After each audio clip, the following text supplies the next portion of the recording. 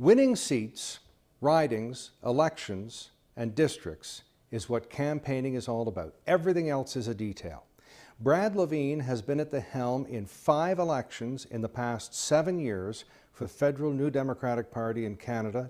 He's won more than 100 new seats in those elections.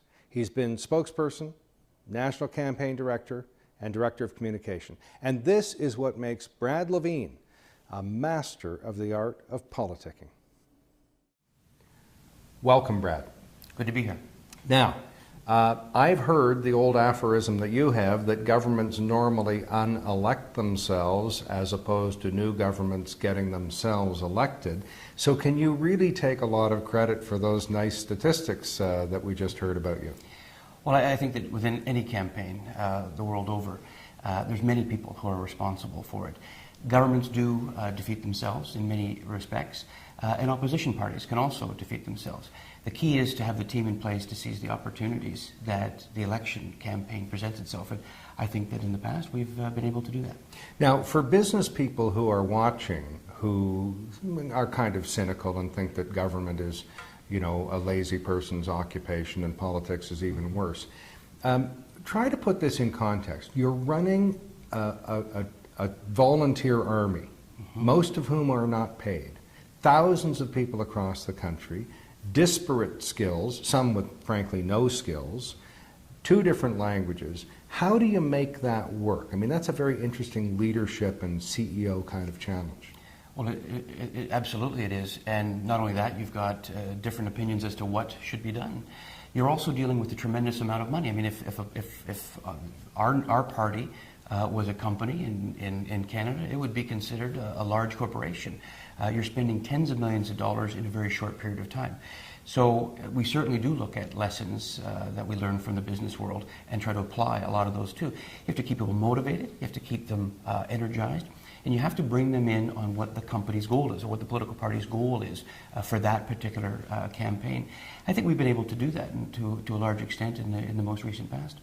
All right, let me throw out some of the skills that a CEO needs just to continue this analogy. It may be strained, we can get off it if you want, but let's talk about, first of all, recruiting and retaining. That's both candidates, volunteers, and paid people. Deal with those 3 things, please. Well, the first thing is you need to assemble an outstanding team. Like any company, political party needs to have an excellent leadership, management team. That's first and foremost. And we actually did just that. We looked for excellence in every department that we had to deal with, whether it was the fundraising, organization, communications. We empowered our managers to go out and find the best tools that they needed in order to practice the best job that they could possibly do. And it also takes bringing them in on what the game plan is, keeping them happy, making them a part of the team, bringing them in on decision making. I think is all part of creating a team. As for volunteers, and particularly right across the country, you're looking at a multiple branch plan. In Canada, you have 308 individual campaigns going on, bigger in other jurisdictions across the country. So keeping those people motivated is the #1 priority. Bringing them in, making them feel special, giving them access to leadership, very important. Let me throw one of the stumbling blocks at you then. It is said in politics that it's very hard to recruit good candidates these days because of media scrutiny, the money, the interruption of a career, all this sort of stuff. Are you having a similar problem with volunteers and with paid advisors who, after all, will be known as part of one political stripe at the end of the campaign? Absolutely. I mean, people have to sign on to your program, your political party's campaign effort. So they're taking a risk with you. The key is that risk worth it to them? And of course, we go to those individuals, and you want the best talent in the country that you could possibly muster. Going to them to say that, you know, this could actually be something bigger. You appeal to people's better sensibilities. That is, this is not just a job. This is helping to create a better country and help change things in your lives and the lives of your neighbors and the life of your country. And it's a very compelling call. You need to harness that call and bring them in and make the experience worthwhile to them so that they come back in the future. All right, but what about the paid advisors who say, look, I'm a fee-for-service company, you pay your money, I give you the best service I can, I really couldn't care less what you believe in. Everybody thinks they know a better route to a better future. Well, and that I think is the responsibility of the management of the political party. You have to bring in the people that you're comfortable with and who are in it for more than just a paycheck, because you are part of something that's bigger than just a transaction.